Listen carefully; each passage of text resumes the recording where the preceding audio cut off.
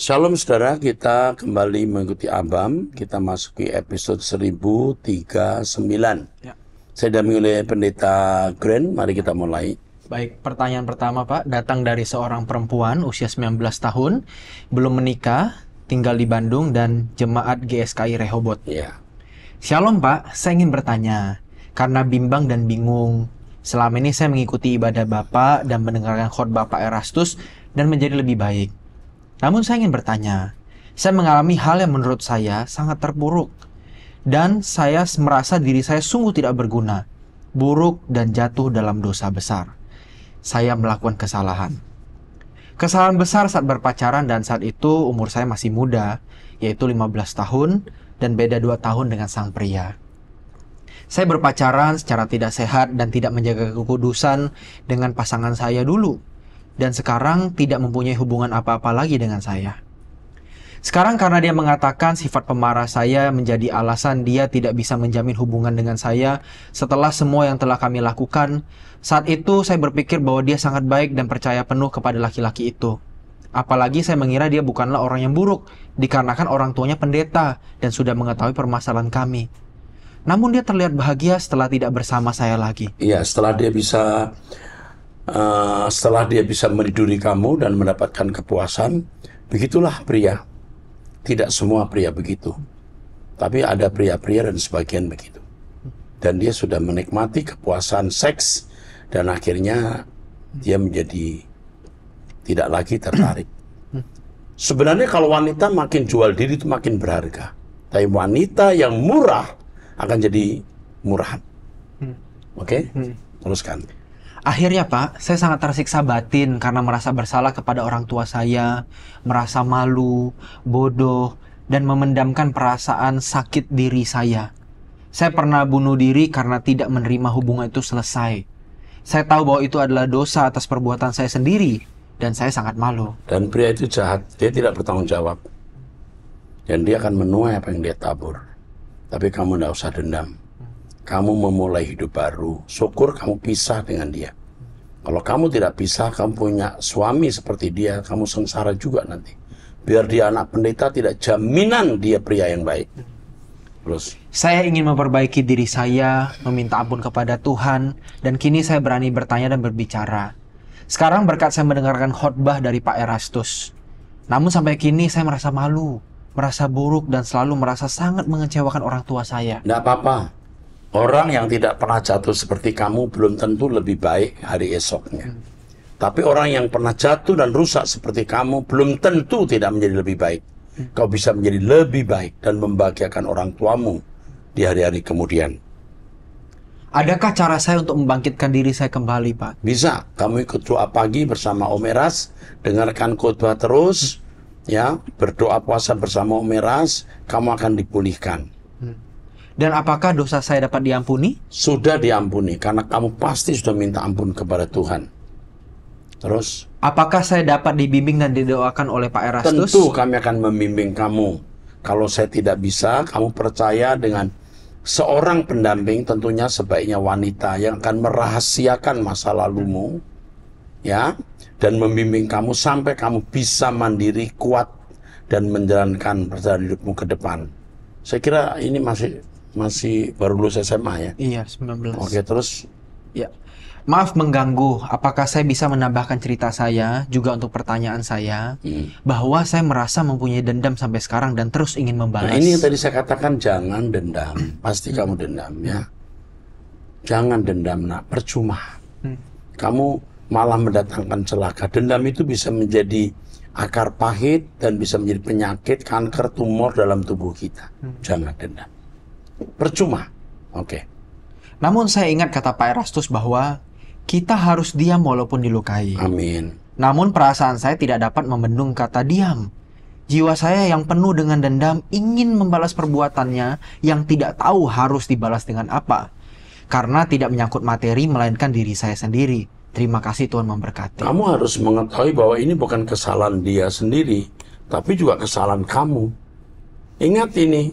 Kalau kamu pada waktu itu menolak, tidak akan terjadi hal itu. Karena juga kamu memberi dengan rela. Kecuali kamu diperkosa. Kalau kamu diperkosa, bolehlah. Ayo kita Selesaikan secara polisi. Itu pun juga saya biasanya menghindari. Tidak perlu, biar Tuhan yang membalas ya. Tapi ini mesti dilayani ya. Ya.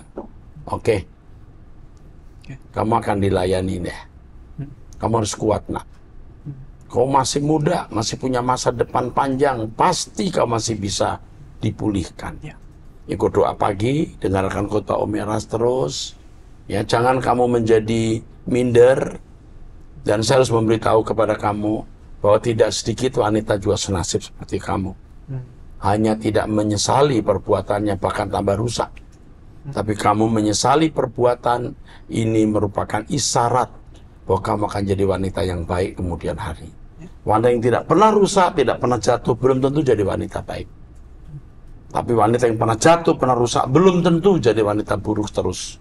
Bisa jadi wanita yang lebih baik. Amin. Ya. Baik, selanjutnya dari seorang pria usia 32 tahun, belum menikah, berdomisili di Sumatera Utara dan jemaat online dari Truth ID. Shalom Bapak Rohaniku yang kuhormati dan yang kukasihi. Saya ingin bertanya, apakah kesempatan itu selalu berkaitan dengan panggilan Tuhan, Pak? Tuhan Yesus memberkati. Yang pertama, kita harus tahu bahwa diri kita itu bukan milik kita. Hidup kita itu milik Tuhan. Mestinya hidup kita ini pekerjaan Tuhan. Hidup kita ini. Makanya baik kau makan atau minum atau melakukan sesuatu yang lain, lakukan semua untuk kemuliaan Allah. Hidup kita ini pekerjaan Tuhan. Apapun yang kita lakukan untuk kemuliaan Tuhan. Memang kalimatnya mudah diucapkan, tetapi tidak mudah dilakukan. Tapi kalau kita bisa melakukan itu, hidup kita indah sekali. Nah, ini menjawab pertanyaan kamu. Ya betul nggak? Ya. Ini cukup menjawab. Jadi apapun yang kita lakukan untuk pekerjaan Tuhan, tidak harus menjadi pendeta, tidak harus aktif dalam gereja. Tapi apapun yang kita lakukan untuk kemuliaan Allah. Dan apa itu untuk kemuliaan Allah? Roh Kudus akan pimpin kita. Maka ikutlah berdoa bersama saya setiap jam 5 WIB, mengalami perjumpaan dengan Tuhan. Tuhan akan pimpin jalan hidupmu. Ya, baik. Selanjutnya masih dari seorang pria berusia 34 tahun, sudah menikah, memiliki 3 anak, tinggal di Sumba Timur, NTT. Shalom Pak Pendeta Erastus dan tim ABAM yang saya kasihi. Ini kali ketiga saya bertanya di ABAM. Saya pernah mendengar ada seorang ibu yang sedang dalam pergumulan di ABAM, dan ibu itu sedang mendengarkan khotbah Bapak sambil terbaring di tempat tidur. Di episode 1000 lebih, maaf saya lupa episodenya. Pada saat saya mendengar kesaksian itu, tiba-tiba hati saya sedih dan menangis sejadi-jadinya sambil saya berkata, saya ini kenapa? Ada apa dengan saya? Kenapa saya menangis? Itu yang saya ucapkan saat itu. Apakah saya sedang dijamah Tuhan atau tidak ya Pak? Sejak saat itu, saya rindu ikut Tuhan. Oke, ini hal pertama ya. Ya, pertanyaan pertama. Pasti kamu punya latar belakang terkait dengan masalah tertentu yang ketika kamu mendengarkan kesaksian ibu ini, kamu menangis. Itu bisa menunjuk pengalaman pribadimu yang sama, itu bisa menunjuk ibumu atau orang yang kau kasihi yang terkait dengan masalah yang kamu sedang dengar. Terkait dengan masalah yang kamu dengar, yaitu ibu yang mendengarkan khotbah saya sambil berbaring di tempat tidur itu. Oke, teruskan. Pertanyaan kedua, di minggu pagi saya sedang bersaat teduh sendiri di kamar.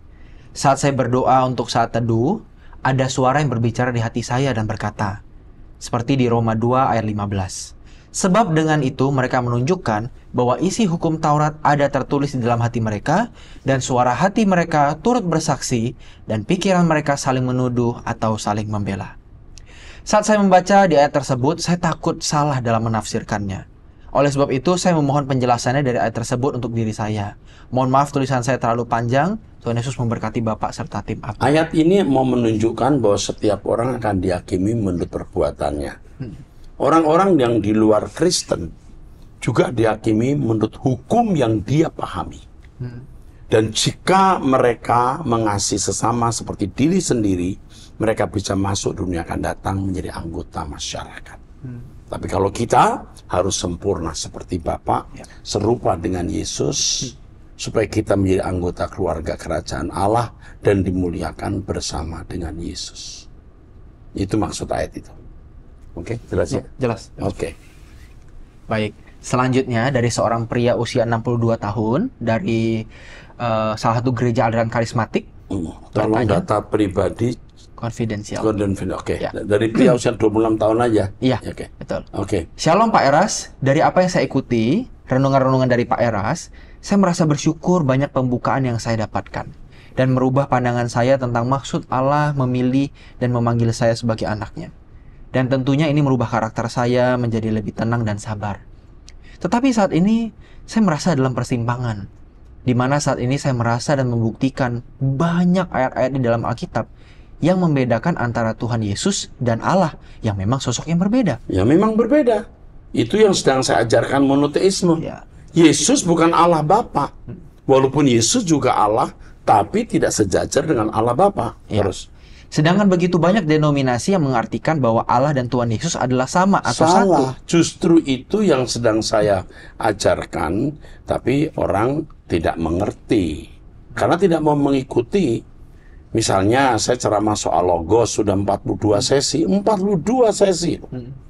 Monoteisme entah berapa puluh sesi. Ini belum selesai.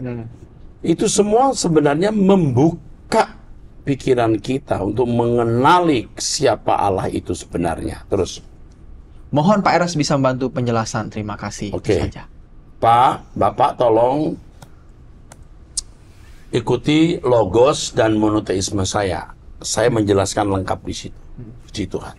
Ya. Teruskan. Selanjutnya ada seorang perempuan usia 31 tahun, janda yang cerai hidup, memiliki satu anak di Gresik dan salah satu anggota jemaat gereja beraliran karismatik.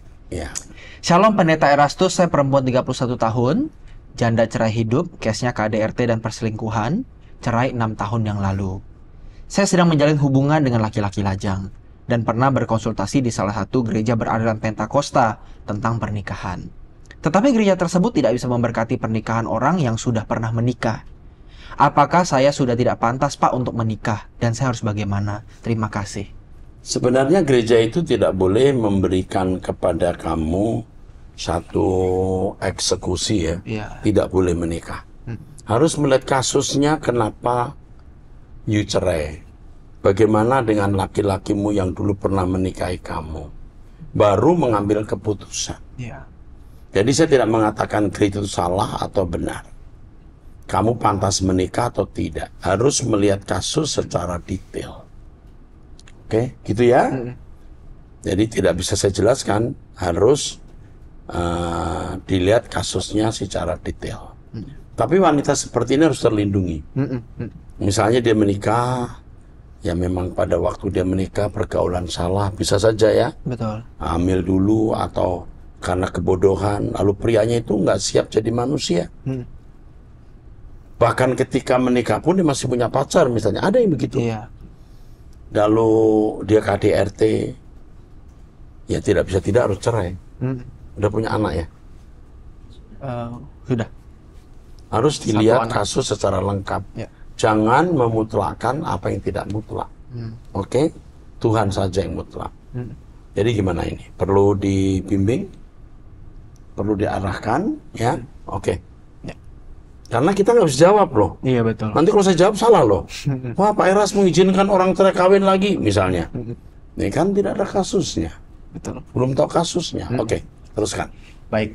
Masih ada seorang perempuan usia 43 tahun, single, tinggal di Australia. Ya. Shalom Pastor Erastus, Ya. para hamba Tuhan yang mendampingi dan tim Abam. Terima kasih Pastor Erastus Bapak Rohaniku. Pertanyaan saya sudah dibacakan dan dijawab di Abam 1011.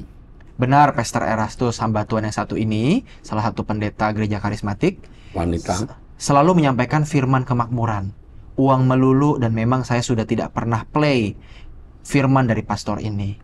Saya belum lama menjumpai channel truth.id di YouTube, dan saya jemaat salah satu gereja Anglikan di Malaysia. Tapi semenjak saya menemukan channel truth.id, saya tidak lagi beribadah di gereja asal saya. Hambar, tawar rasanya Pastor, beribadah di gereja asal saya. Semua ibadah di truth.id saya ikuti. Tidak ada yang ketinggalan termasuk puasa. Pastor Erastus, apakah salah saya tidak masuk gereja asal saya di sini? Kalau kamu di gereja yang kamu tidak bertumbuh, ya tidak. Untuk apa? Kamu terus ada di gereja itu, di Australia. Australia. Oke. Welcome to my home. Welcome to my world. Ya. Kepada wanita ini, kita kirimkan buku lewat email ya. Bisa dibaca. Ya. Selamat datang di gereja kami, di dunia kami. Dunia berkemas-kemas. Oke. Tolong dikirimkan. Tuhan berkati. Tuhan berkati. Nggak salah. Ya. You justru harus pindah dari gereja yang tidak membuat you mengenal Tuhan. Oke. You have to move from your church. Oke. Ya. Oke. Terus. Thank you. Selanjutnya dari seorang perempuan usia 38 tahun, sudah menikah, punya 2 anak di Jakarta. Shalom Pak Eras, saya mau bertanya. Bagaimana caranya untuk mengumpulkan harta di surga? Karena saya ingin fokus mengumpulkan harta di kekekalan, di sisa-sisa waktu yang Tuhan berikan buat saya. Terima kasih. Mengumpulkan harta di surga pada dasarnya adalah memiliki kedewasaan rohani serupa dengan Yesus atau memiliki kesucian standar Allah. Jadi kesucian itu bukan hanya tidak berbuat dosa, tapi kemampuan untuk bertindak selalu tepat seperti yang Allah kehendaki atau Allah inginkan. Jadi harta di surga itu pada dasarnya adalah kesucian hidup atau karakter yang agung atau karakter yang baik yang standarnya Tuhan Yesus. Bertumbuhlah terus. Truth.id memiliki visi ini. Oke, teruskan. Baik, selanjutnya seorang perempuan menikah, memiliki 1 anak, tinggal di Surabaya dan juga berjemaat di salah satu gereja aliran karismatik di sekitar Surabaya.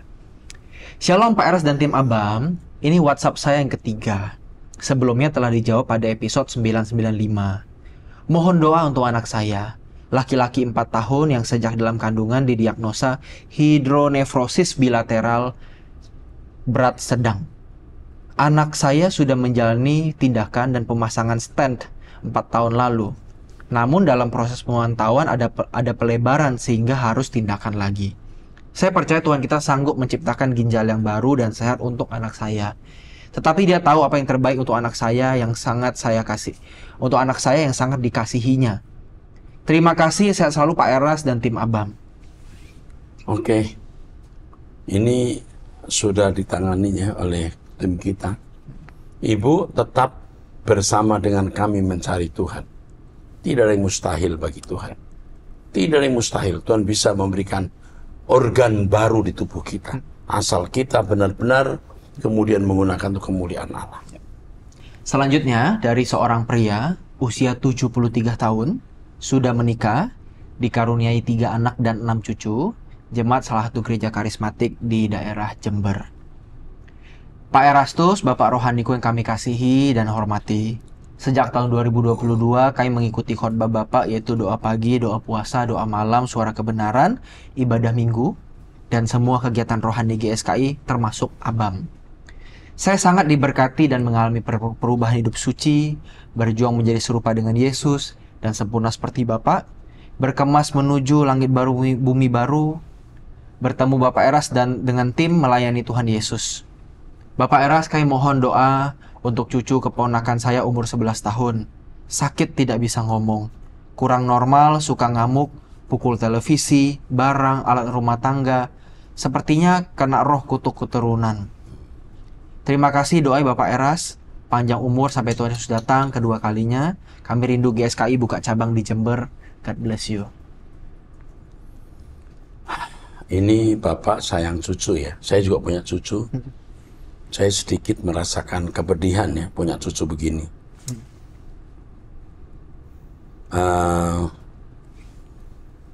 Tolong nama cucu ini di SMS ke saya. Nanti di doa pagi saya akan doakan secara khusus agar Tuhan memberikan kesembuhan kepada kakek yang baik. Jangan berhenti berdoa. Doa pagi saya beberapa kali dan selalu menjadi doa kami, walaupun tidak tiap hari ya. Saat-saat berkala mendoakan khusus bagi anak-anak dan cucu yang bermasalah, berkebutuhan khusus. Kami berdoa. Dan saya yakin, percaya dalam nama Yesus, Tuhan akan memulihkan. Tuhan mampu, karena Tuhan menghendaki generasi yang baik. Kita minta kepada Bapa di surga. Kita minta dalam nama Yesus kesembuhan untuk anak-anak. Termasuk cucu Bapak. Oke, teruskan.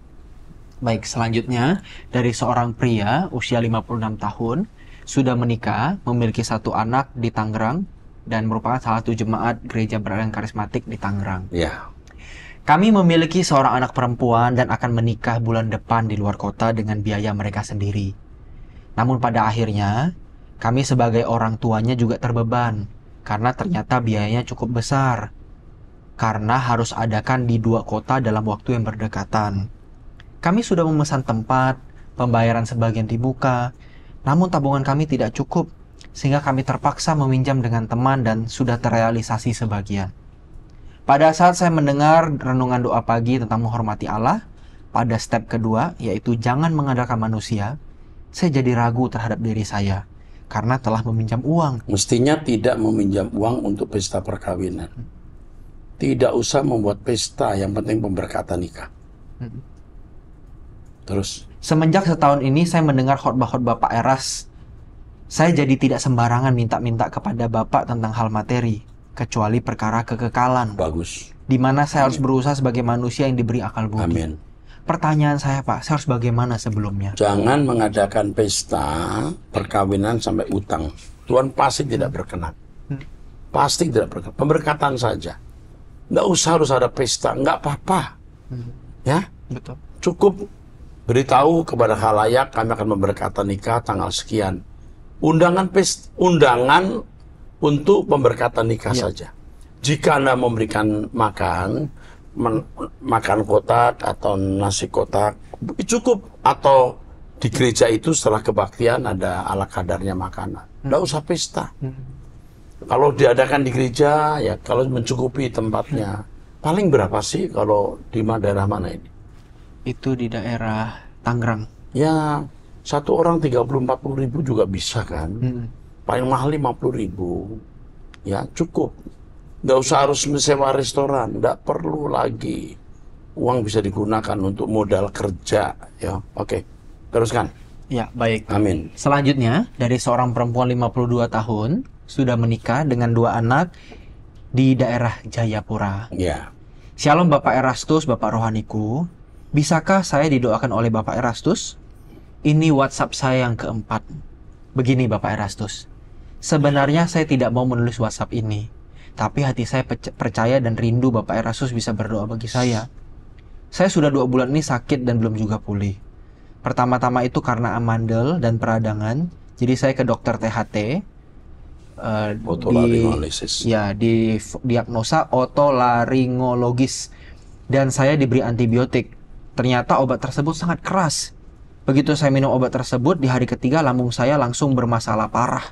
Iya. Saya sakit asam lambung parah dan juga nafas menjadi sesak. Iya, Padahal karena asam sebelumnya lambung tidak pernah. bisa ke nafas. Nafas, betul. Saya sudah berobat ke 3 dokter penyakit dalam dan 1 dokter umum. Obat-obatnya pun sudah habis, tapi sakit lambung saya belum juga pulih. Sampai saya menulis WhatsApp ini ke Bapak. Dari hasil USG, di ginjal kanan saya ada ditemukan kristal atau batu ginjal. Dan punggung lengan bagian belakang, atas, kiri, dan kanan saya sakit sejak 2 bulan ini. Saya tidak pernah mengangkat barang berat atau olahraga berat. Tapi punggung saya belakang ini sakit jika saya habis kerja beres-beres rumah, seperti tertarik. Sehingga dokter penyakit dalam merujuk saya ke bagian urologi untuk ginjal saya pada tanggal 10 Mei dan ke dokter ortopedi pada tanggal 14 Mei. Saya mau meminta Bapak Erastus berdoa bagi saya, sehingga setelah saya bertemu kedua dokter spesialis tersebut, baik ginjal saya ataupun otot-otot syaraf saya bisa mendapatkan penanganan yang tepat dan sembuh. Tidak ada yang membahayakan terhadap ginjal saya. Saya sebelum sakit biasanya minum air putih 1-2 liter sehari, dan selain air putih tidak ada minuman lain yang saya minum. Lambung saya juga belum pulih hingga saat ini. Dan mohon doanya juga supaya bisa sembuh sehingga saya bisa kembali melayani dengan baik secara maksimal. Sebab sejak sakit 2 bulan lalu hingga saat ini, badan saya jadi lemah, mudah capek, nafas juga menjadi sesak, dan berat badan langsung turun jadi kurus. Padahal saya makan teratur, tapi tetap masih gampang lelah. Saya mohon Bapak Erastus bisa doakan saya agar hasil pemeriksaan ginjal, punggung belakang, lambung, serta kaki saya mendapat penanganan yang tepat sehingga saya bisa kembali aktif di kegiatan pelayanan gereja saya. Terus terang, ini juga mengganggu pikiran saya, Pak. Tetapi firman Tuhan yang Bapak Erastus sampaikan di Sunday Service 1-3 tanggal 5 Mei kemarin ini sungguh sangat menguatkan dan meneguhkan hati saya. Saya juga selalu mengikuti pengajaran-pengajaran Bapak termasuk doa. Jika tidak sempat ikut yang siaran live, saya pasti menonton siaran tunda. Sebab dari situ saya mendapatkan kekuatan. Saya seorang pengasuh sekolah minggu, pengurus pelayan wanita, pelayan altar sebagai singer, worship leader, dan penanggung jawab diakonia yang selalu mengunjungi jemaat yang sakit. Saya membawa mobil sendiri. Tapi sejak saya sakit 2 bulan ini, aktivitas pelayanan menjadi tidak maksimal. Minta maaf Bapak Rohaniku, Bapak Erastus, WhatsApp ini terlalu panjang. Terima kasih buat kasih dan cinta Bapak Erastus kepada kami pecinta Abam dan pecinta suara kebenaran. Elohim Yahweh senantiasa menjaga serta melindungi Bapak Erastus, keluarga serta tim Abam dan tim Truth ID dan semua orang yang mendampingi Bapak Eras. Amin. Saya tidak menekankan ajaran saya kepada kemakmuran dan mujizat. Saya selalu menekankan mengenai suara kebenaran, kesucian hidup, persiapan langit baru dan bumi baru. Tetapi tahun-tahun belakangan ini saya menyadari bahwa betapa pentingnya orang mujizat untuk orang-orang yang seperti ini. Kita membutuhkan, dan saya mulai berdoa untuk kesembuhan. Dan saya melihat kemuliaan Tuhan dinyatakan. Ibu jangan ragu-ragu, ibu harus belajar mengimani apa yang tidak kelihatan. Kesembuhan itu bagian hidup kita. Doa pagi bersama saya, ibu tidak akan menjadi mati muda gara-gara penyakit ini. Salah satu ibu yang ketemu saya yang dinyatakan harus kemo, satu kali, ini baru 2 minggu ini, didoakan ya. Setelah didoakan, coba dia minta diperiksa ulang sebelum kemo. Dokternya sudah menolak, enggak bisa, udah diperiksa. Dia maksa minta diulang lagi dengan dibayar, ada pembayaran ulang. Setelah dia periksa lagi nggak perlu kemo. Jadi percaya Tuhan masih mengadakan mujizat. Oke? Cukup. Sampai di sini episode 1039, kita lanjutkan ke 1040 di episode yang akan datang. Tuhan berkati.